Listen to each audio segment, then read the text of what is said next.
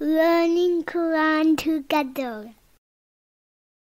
बिस्मिल्लाह अल्हम्दुलिल्लाह वस्सलातु वस्सलामु अला रसूलिल्लाह। आज से हम सूरह नहल शुरू करेंगे। सूरह नहल मक्की सूरत है और इसकी 128 आयात और 16 रकू हैं। बुनियादी मौजू अल्लाह ताला की नेमतों का बयान है जो अल्लाह ताला ने इंसान के फ़ायदे के लिए पैदा फरमाई हैं। अरब के मुशरिकीन ये मानते थे कि इनमें से बेशतर नेमतें अल्लाह की पैदा की हुई हैं, लेकिन उसके बावजूद वो ये अकीदा भी रखते थे कि अल्लाह की खुदाई में वो बुत भी शरीक हैं जिनकी वो इबादत करते हैं। इन्हीं तमाम नेमतों का जिक्र फरमाकर उन्हें तौहीद पर ईमान लाने की दावत दी गई है और ईमान ना लाने की सूरत में अजाब से डराया गया है। मुसलमान उस दौर में कुफार के जुल्म की वजह से हबशा की तरफ हिजरत पर मजबूर हो रहे थे और इसीलिए उन्हें तसल्ली दी गई है कि मुसीबतों का दौर ख़त्म होने वाला है।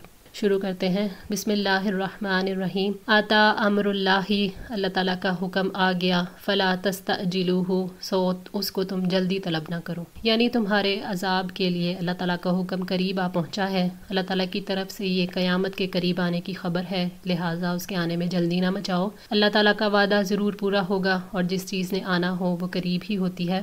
अल्लाह ताला ने फरमाया, आप कह दें कि मेरे और तुम्हारे दरमियान अल्लाह ताला गवाह काफ़ी है। वो जानता है जो कुछ आसमानों में है, और जो लोग बातिल पर ईमान लाए और उन्होंने अल्लाह के साथ कुफर किया वही खसारा उठाने वाले हैं। और वो आपसे जल्द अजाब मांगते हैं, और अगर एक मुद्दत मुकर्रर ना होती तो उन पर अजाब ज़रूर आ जाता और यकीनन वो उन पर अचानक आएगा, हालांकि वो शऊर भी ना रखते होंगे। वो आपसे जल्द अजाब मांगते हैं और यकीनन जहन्नुम काफिरों को घेरने वाली है।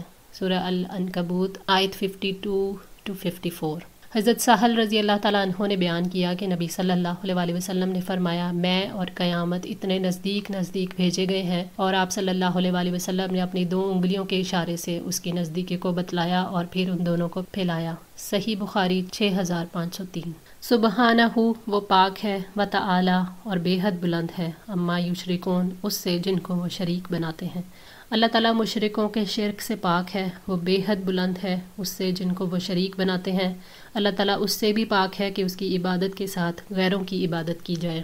युनज़्ज़िलुल मलाइकाता, वो फरिश्तों को उतारता है, बिर्रूही मिन अमरिही, अपने हुक्म से वही के साथ, अला मयशाउ मिन इबादिही, अपने बंदों में से जिस पर चाहता है, अन अनज़िरू, के खबरदार कर दो, अन्नहु ला इलाहा इल्ला अना, के मेरे सिवा कोई माबूद नहीं, फत्तकून, सो मुझ ही से डरो। यानी वही के साथ वो फरिश्ते नाजिल करता है। रूह बमानी फरिश्ते, जैसे फरमाया फ़अरसलना इलैहा रूहाना फ़तमस्सला लहा बशरन सविया, यानी हमने मरियम की तरफ अपना रूह या फरिश्ता भेजा जो एक तंदुरुस्त इंसान की शक्ल बन गया। रूह से मुराद आम फरिश्ता भी हो सकता है और जिब्राईल अलैहिस्सलाम भी, मगर जब रूहुल कुदुस या रूहुल अमीन का लफ्ज़ आए तो इससे मुराद सिर्फ जिब्राईल अलैहिस्सलाम होंगे। रूह बमानी वो पैगाम जो फरिश्ते अल्लाह ताला की तरफ से लाए, और इससे मुराद वही भी हो सकती है और सारा कुरान भी। रूह कहकर ये शऊर दिलाया गया कि जैसे इंसान को रूह की वजह से ज़िंदगी मिलती है, उसी तरह अल्लाह ताला की वही से इंसान की अकल और उसके शऊर को ज़िंदगी मिलती है। मिन अमरी ही, अपने हुक्म से, मुराद है कि वही और फरिश्ते अल्लाह ताला के हुक्म के बगैर नाजिल नहीं होते। अला मन यशाउ मिन इबादिही, यानी वो अपने बंदों में से रसूलों को चुनता है जिनके बारे में वो इल्म रखता है कि वो रसालत का बोझ उठाने की सलाहियत रखते हैं। तमाम अंबिया की दावत का दारोमदार अल्लाह ताला के इस इरशाद पर है, यानी उन्हें अल्लाह ताला की मार्फत और उसकी वहदानियत के बारे में डराओ और उन्हें अल्लाह ताला की इबादत की तरफ बुलाओ, जिसकी खातिर अल्लाह ताला ने अपनी किताबें नाजिल फरमाई और अपने रसूल माबूस किए ताकि वो अल्लाह की मुखालफत पर उसके अजाब से डराएं। खलक़स समावाति वल अर्दा बिल हक़्क़ी, उसने आसमानों और ज़मीन को हक़ के साथ पैदा किया है। तआला अम्मा युशरिकून, वो बेहद बुलंद है उससे जिनको वो शरीक ठहराते हैं। मुराद है कि आसमान और ज़मीन को बेमकसद खेल तमाशे के तौर पर नहीं बल्कि हक़ के साथ यानी मकसद के साथ पैदा किया गया है। इस सूरह को सूरतुल नअम भी कहा जाता है, यानी नेमतों की सूरत, क्योंकि इसकी इब्तदा में अल्लाह ताला ने अपनी नेमतों को बयान किया और उसके आखिर में वो बातें बयान की जो उनकी तकमील करती हैं। चुनांचे अल्लाह ताला ने आगाह फरमाया कि उसने ज़मीन और आसमान को हक़ के साथ पैदा किया ताकि बंदे उसके ज़रिए से उनके खालिक की अज़मत और उसकी सिफ़ात पर गौर करें, ताकि उन्हें मालूम हो कि अल्लाह ताला ने ज़मीन और आसमान को अपने उन बंदों के रहने के लिए पैदा किया जो उसकी इबादत उस तरह कर کرتے ہیں جس طرح اس نے اپنی شریعت میں حکم دیا ہے، جن کو اس نے اپنے رسولوں کی زبان پر نازل فرمایا۔ اس لیے اللہ تعالیٰ نے اپنے آپ کو مشرکین کے شرک سے پاک قرار دیا۔ اس کے سوا کسی اور کی عبادت، کسی اور سے محبت اور کسی اور کے سامنے عاجزی اختیار کرنا حق نہیں ہے۔ جب اللہ تعالیٰ جہانوں کی تخلیق میں یکتا ہے تو عبادت میں بھی یکتا ہے۔ خلق الانسان من نطفۃ، اس نے انسان کو نطفے سے پیدا کیا۔ فاذا ہوا خصیم مبین، پھر وہ اچانک سری جھگڑالو ہے۔ اللہ تعالیٰ نے زمین اور آسمان کی تخلیق کا ذکر فرمایا تو اس کے بعد سب سے افضل مخلوق سے ابتدا کی اور فرمایا کہ انسان کو اللہ تعالیٰ نے حقیر نطفے سے پیدا کیا، اس کی نشو و نما کی، حتیٰ کہ اسے ایک مکمل انسان بنا دیا اور پھر اس میں اپنی روح پھونکی۔ جب اللہ تعالیٰ نے انسانوں پر اپنی نعمتوں کو مکمل کر دیا تو انسان خود پسند بن گیا، اپنے رب کی مخالفت کر کے اس کا انکار کرنے لگا، اس کی آیات اور اس کے رسولوں کو جھٹلانے لگا۔ اس نے اپنی تخلیق کے ابتدائی مراحل کو ہی بھلا دیا، جیسا کہ اللہ نے فرمایا سورہ یاسین آیت 77 سے 79 میں، اور کیا انسان نے دیکھا نہیں کہ یقیناً ہم نے اسے نطفے سے پیدا کیا، اچانک وہ کھلم کھلا جھگڑا کرنے والا ہے، اور اس نے ہمارے لیے ایک مثال بیان کی اور اپنی پیدائش کو بھول گیا۔ اس نے کہا کہ ان ہڈیوں کو کون زندہ کرے گا، حالانکہ وہ بوسیدہ ہوں گی۔ آپ کہہ دیں کہ انہیں وہی زندہ کرے گا جس نے انہیں پہلی بار پیدا کیا، اور وہ ہر طرح کی تخلیق کو خوب جاننے والا ہے۔ انسان جب عقل مند اور صاحب رائے بن جاتا ہے تو اللہ تعالیٰ کا شکر ادا کرنے کی بجائے جھگڑا کرنے والا بن جاتا ہے۔ اللہ تعالیٰ کی طرف سے جب اپنی مرضی کو چھوڑ کر اللہ کی مرضی کے مطابق زندگی گزارنے کی دعوت دی جاتی ہے تو وہ جھگڑے کرتا ہے۔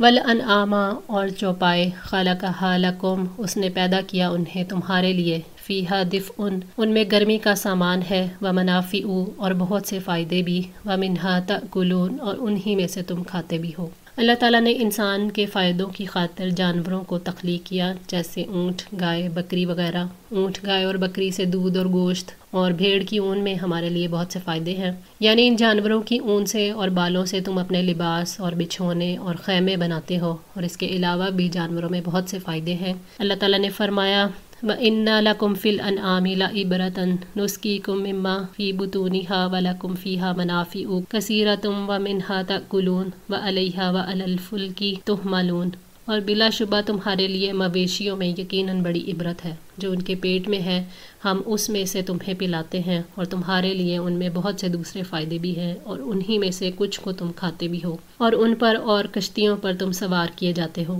سورہ المؤمنون آیت 21-22۔ وَلَكُمْ فِيهَا جَمَالٌ، اور ان میں تمہارے لیے جمال ہے، حِینَ تُرِیحُونَ، جب شام کے وقت تم چرا کر لاتے ہو، وَحِینَ تَسْرَحُونَ، اور جب صبح کے وقت تم انہیں چرانے لے جاتے ہو۔ جب جانور شام کو چراگاہ سے واپس آتے ہیں تو ان کے پیٹ بھرے ہوئے ہوتے ہیں، ان کے تھن دودھ سے بھرے ہوتے ہیں، اور کوہان بھی ان کے بلند ہوتے ہیں جس سے وہ خوبصورت لگتے ہیں، اور جب صبح چراگاہ میں جاتے ہیں تب بھی خوبصورت معلوم ہوتے ہیں۔ جانوروں کی خوبصورتی کا خود انہیں کوئی فائدہ نہیں ہوتا، ان کی خوبصورتی سے انسان فائدہ اٹھاتا ہے، ان کے بالوں، کھالوں اور ان کی اون سے لباس اور خیمے وغیرہ بناتے ہیں۔ وَتَحْمِلُ، اور وہ اٹھا کر لے جاتے ہیں، أَثْقَالَكُمْ، تمہارے بوجھ، إِلَىٰ بَلَدٍ، اس شہر تک، لَمْ تَكُونُوا بَالِغِيهِ، نہ تم پہنچنے والے تھے اس تک، إِلَّا بِشِقِّ الْأَنفُسِ، مگر ساتھ مشقت کے جانوں کی، إِنَّ رَبَّكُمْ لَرَءُوفٌ رَحِيمٌ، یقیناً تمہارا رب بہت نرمی کرنے والا، نہایت رحم والا ہے۔